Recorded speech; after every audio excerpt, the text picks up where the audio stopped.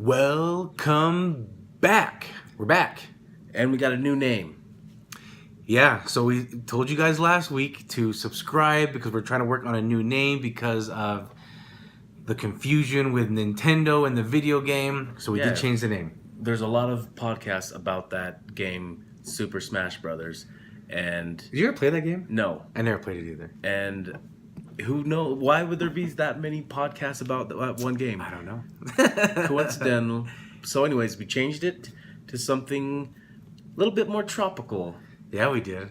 So we are now called the Buko Boys. Buko Boys. So you're thinking, what the hell is Buko? You want to explain? It's Tagalog term for a young coconut.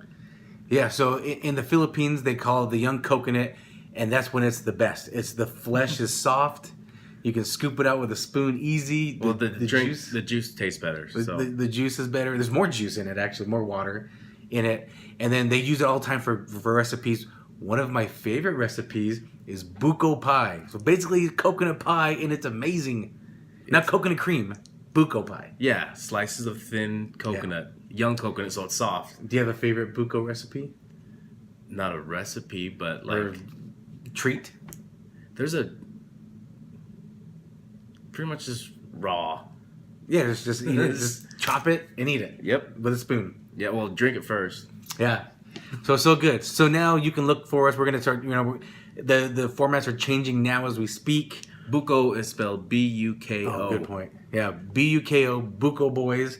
That's the new name of the podcast now. So we're super excited about it. Got a new artwork for our thumbnail. What is it called? Yeah. Thumbnail background. Yeah, whatever the hell. So check it out. We changed it. Obviously, if you notice, we had the Step Brothers, and we put our name on there. We had Smash Brothers. Now we changed it to Coconut Tree. Yeah, and our faces once again. And we're the coconuts because we're nutty like that. We're always nuts. So we had a pretty good weekend this weekend. Right. So this weekend was the... Maybe get off the table because it's kind of shaking a little bit, the camera. Oops. Learning experience. Yeah. You learn as you go. So anyways, we're at the Paranormal Expo. Well, Friday was an investigation before the Paranormal Expo. Where did you guys investigate at? Fort Douglas, which is a military base on the grounds of the University of Utah. Yeah, I'm in Salt Lake City. And there was some celebrities that came along for the expo.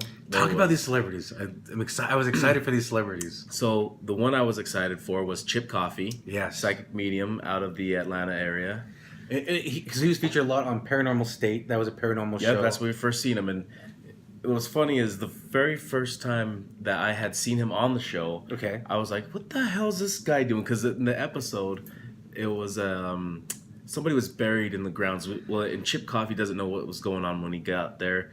And he gets there and starts feeling things, and he just starts screaming out, Margot! He's screaming this out. I don't remember that. And I've never seen him on the show before. I was new to the show. Okay. And I wasn't paying attention at the time. And I just hear this, Margot! I was like, what the hell am I watching? And then I see him go through the house saying this, and then I realize who he is and all that because of the titles that come up on the screen. And then they show them walking through the grounds of the house, and they get to this area, and that's headstones on the grounds, and they sweep it off, and the name says Margaret. Oh, okay. And so I was like, whoa, okay, this guy's pretty cool. So I started watching him more when he was guest appearing on the show. Yeah. And then he eventually got his own show. It was a Psychic Kids one. Yeah, Psychic Kids. So it was like kids learning to cope with their psychic abilities. Or how to bring them out. Oh, yeah, bring them out or tune them in, if you will. You're right. So Chip, I always liked him on that show, Paranormal State. I thought he was a great psychic and medium.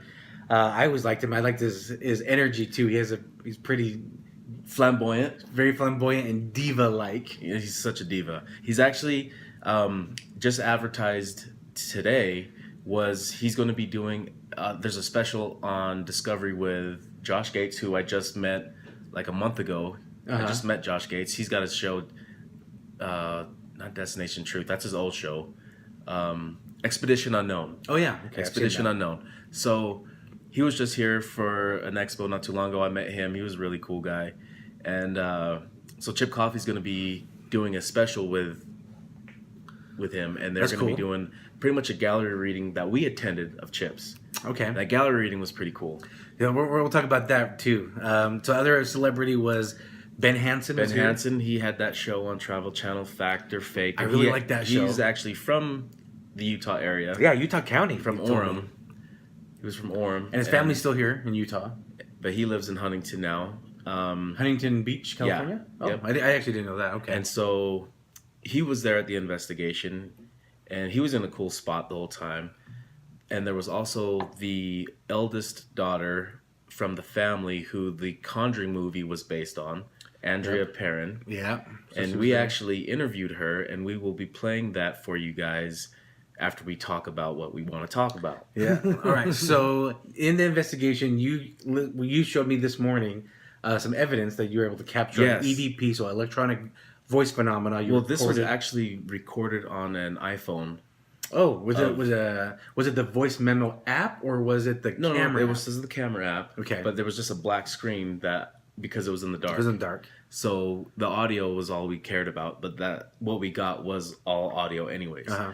So I was with a medium named Mary Carmen, and her and I kind of clicked, and she wanted to stick with me, but I was in charge of leading this group of people who paid to go to the event, and so I wasn't really doing much investigating. Okay. I was giving my equipment out to other people so they could investigate, and what happened was there was this room in the back of a big banquet hall, and we could not go into that room because they're doing stuff in there. So they put boxes about waist high to keep people from going in. They told everyone not to go in anyways. So anyways, I started feeling some energy from that area. So I walked over there, and then Mary comes over to me and says, "Do you feel that?" And I said, "Yeah, I could feel that energy." Well, energy. Okay. So we stand there, and she's asking for something to make a noise or do something. And we're standing there. Asking a spirit if it can make a noise? There's a spirit. So we're asking for things because she's a medium, and I've given my equipment away to everyone else. So I'm just kind of feeling what I feel. And then what I asked was, can you give us a breeze? And it's been cold, stale air, no noise, quiet. And right after I asked for that, a slow breeze starts coming towards us. Interesting. And it got colder. And as we're standing there, it was like, wow, it just got colder. And then I could just feel the chills going all the way down to my knees. And as I was saying things, or how she was saying things, she would say something, and I was like, I was about to say that. Or she would, vice versa. So anyways, after that, she asks for a noise. If it's there, can you please make a noise? Right on command. And we are not inside this room. We're at the doorway talking into the room. And this room is pretty big. It's got high ceilings. There's about 5 steps that go down to the floor level. And in the room is about 25 feet deep. Okay. Well, about almost all the way to the end of the room, you hear a loud tap right after she asked, if you're there, can you make a noise? Like a tap, like a finger tap? Like a tap. Okay. But it's loud because where we could tell the noise came from was all the way in the back of the room near the ceiling. Well, right after that, and it had been quiet that whole time. And so we asked, okay, can you validate that was you by doing it again? And on command, again. Okay. Right after that, some people started coming around us, and it got pretty loud. They were pulling chairs out, and we were still trying to talk to the spirit, but it was just too much ruckus from everyone else. So after that died down, I asked again, if you're still there with us, can you do something, make a noise? And then on command, you hear something drop from the ceiling. Okay. It drops, and it's on this, it's up there, and to the rolls. ground. Not to the ground, but you hear something above us as if there's a second level. Okay. And then you hear like something land on the ceiling and roll. And then loud footsteps walking on the ceiling. Interesting. And we were able to catch all that on the audio. Yeah, I listened to it. You found it and you played it for me this morning. So no one was around. No one was around. There's no second floor above you. So I asked the guy that takes care of the museum, is there a second floor? He said that it is just an attic, and it has the access to the attic has been closed off. Okay. And they just have vents running through there, no ventilation. But at one time, it was being used because what he had told me was when they did get access to the building, they found 1850 coins and World War II letters and notes. So, I mean, it was being used. Okay. And Yeah, I mean, those were loud footsteps, very distinct. Yeah, I mean, I could hear it. You can hear very clear footsteps. And walking. that was, a really cool experience for me because that was, I mean, I've had things like that happen to me in the past, but not when I was asking for it. Okay. So this was, I was asking for something and it was on command. Very cool. So it was really cool. So that was Friday night. That was Friday night. And then this past Saturday was the whole expo.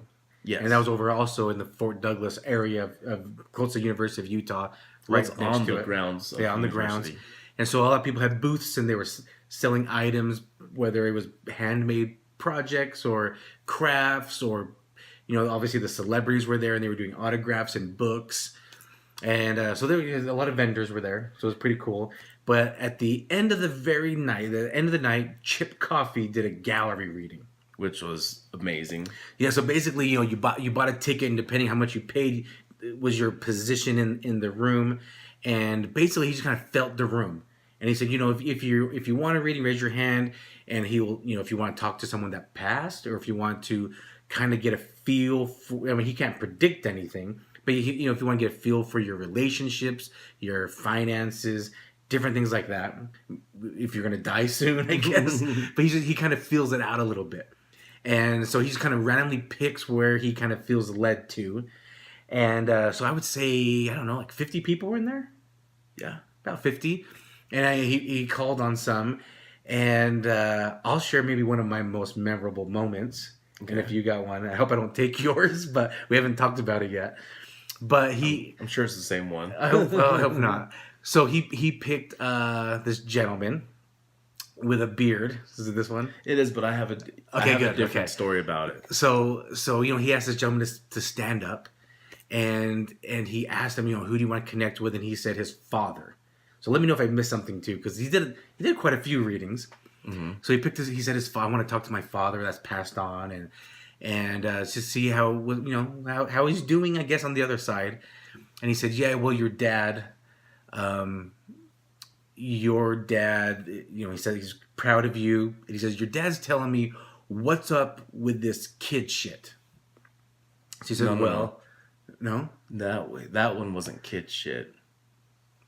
There was someone else that had kid shit. This one, there was a couple. He just said, what's up with the kid? Or what's up with the baby? Oh, okay, that's what's up with the baby. And what it was this gentleman was there with his husband. And so Chip made his husband stand up and just said, "Did your dad know your lifestyle, your sexual orientation?" He said, "No," because he died before. And he said, "Well, your dad's saying he'd be cool with it." He said, "Just live your life. That's you. I'm cool with that you're gay." And then he says, "What's up with this kid? What's up with this baby?" And this gentleman's sister, his husband. Do you remember their names? I remember the husband's name was John. Yeah, because there was a lot of John stuff. There was a lot of different things that were correlated. I think his name was James. So I think he said, "James, who's this with you? This is my husband, John. What's this baby thing?" John's sister is their surrogate, and she was sitting directly next. She was sitting next to them. She's carrying the sperm of James, and then a donor, and then an egg donor. That's what they said. Okay. And she's a surrogate, and so it was just pretty interesting. And I didn't hear that part. I thought it was her own egg, and that way it was like, because it's the brother. No, it was a donor. So okay, I thought it was going to be that way. There was I got you, both guys, but it wasn't. DNAs. So they said, "Hey, Dad just says, I think it's awesome, and to the sister, welcome to the family, since you're going to be carrying future grandchild." And so they were very emotional about it. And then later he called. By coincidence, he called a gentleman up, and it was the husband of the lady that was the surrogate, and just kind of related some stories back. And so I thought that was pretty cool. I thought it was pretty cool. What was your favorite story? Well, it was that one was the best one. Yeah. But what was weird about that guy when he stood up is he didn't look homosexual. No, he didn't look. He had a beard, buzzed head, plaid jacket, hoodie on top. Yeah. Well, what was crazy is when he stood up, the first thing that popped in my head was like, Chip's about to out him in front of everybody. Okay. What was crazy, and this guy didn't even look gay, and I was like, watch, Chip's gonna tell him he's gay in front of everybody Okay. right now, and that's exactly what happened. Well, I mean, he said I'm married. But it wasn't a bad thing or anything. No. It wasn't like being negative. But I was just like, for some reason, I was just like, Chip's about to tell everybody that this guy's gay. Interesting. And then when that reading was going on, I was seeing this glow around Chip. Okay. And after that reading was done, it went away. And even after he connected with other people, I didn't see it come back. But that one was like was strong. But that was the most moving of all the readings he did. Yeah. You know, one of the biggest connections during the reading was the name John. So the very first person that he had talked to, I'm trying to think of, how did it even start? Do you remember? I think it went as a joke. I remember. No. I remember. It was a girl, and she wanted to know about her finances. And how The boss. It was He just, said, "Who's John?" Right. So he goes, I hate this because it's such a common name, but who's John? And she's like, I have no idea. And John turned into a theme from that point. So I'll see if I can try to remember connecting. You let me fill me in. So she's like, I don't know a John. I don't know. He goes, yeah, I keep hearing a John, but you know, you're so worried about your finances. You need to change. You know, stop being the way you are and be accepting. Things are coming. He said 2019 will be a better year for you. You're going to make more money. And he was like, do you have a promotion coming up? And she said something like, I'm working with my manager. And he said, what's your manager's name? And she goes, John. And he goes, are you shitting me? I kept saying the name John, and this is about your finances. That was the first connection. Then there was the homosexual couple, and the husband was named John. And so that kind of came back to it. I think from that point on, it was just more jokes. No, John got brought up another time. But that's such a common name. No, the husband of the surrogate. His name was John. Yeah, but I think you mentioned that already. No, the husband. Yeah, I know.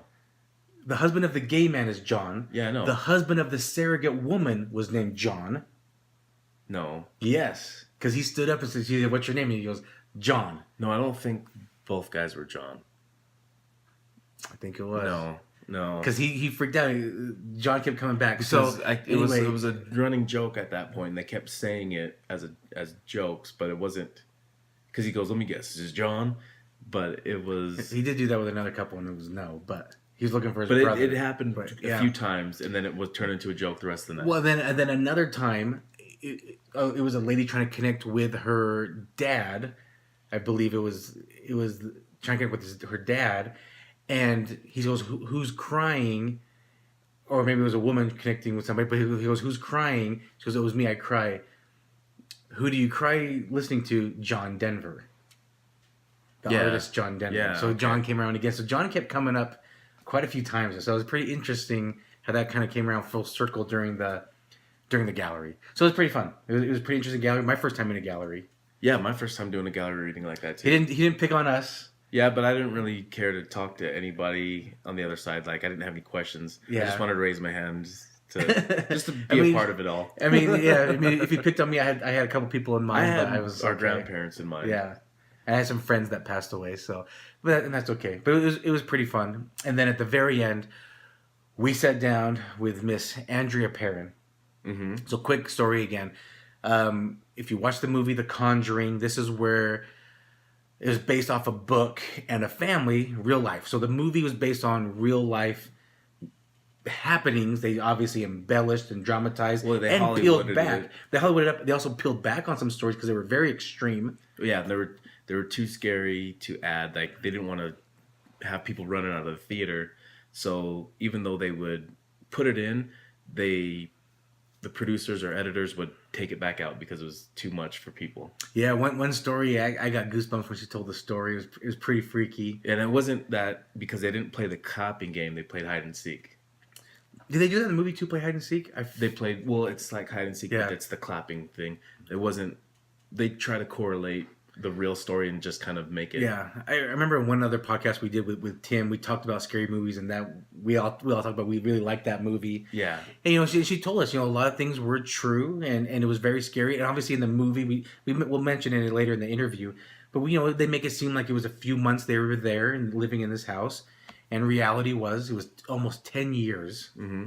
They were living in this torture. Don't give all the interview away. But what was very interesting too is she said, that she had all of her siblings and her parents, and they all, after this experience living with all this paranormal activity, they all gained some type of psychic abilities. Or they already had it. It just awakened it. Or it awakened it. But you're telling too much. That's okay. I'm just covering because in the sound, we apologize. The sound quality is not the best. Yeah. We were recorded right after the gallery. There's a lot of people talking. You hear a lot of people laughing and talking in the background, so we apologize for that. But, it was the best we could do. She was very strict on time, so we were so thankful that she gave us that time. She gave us like a good 20 minutes. And so we're so thankful. So, Andrea, if you listen, thank you again for your time. I really hope you guys like it. But before we transition into that interview, is there anything else you want to talk about from over the weekend or anything going on? Well, I wasn't prepared for that, so I can't think of anything right now. That's fine. No. All right. Just want to see if you have anything else you want to get off your mind. So again, you guys, subscribe to the show because their name changed, formerly known as the Smash Brothers, now the Buko Boys. Not the. There's no the. Don't go type in the, because you're not gonna find it. So just Buko Boys. Yeah. The Buko Boys. Bayag Boys. All right, guys. Thanks. We'll transition now. So if you're listening on the podcast, we are going to switch over and add Andrea to the end of this here. If you're on the YouTube, it's another video. So look for that also.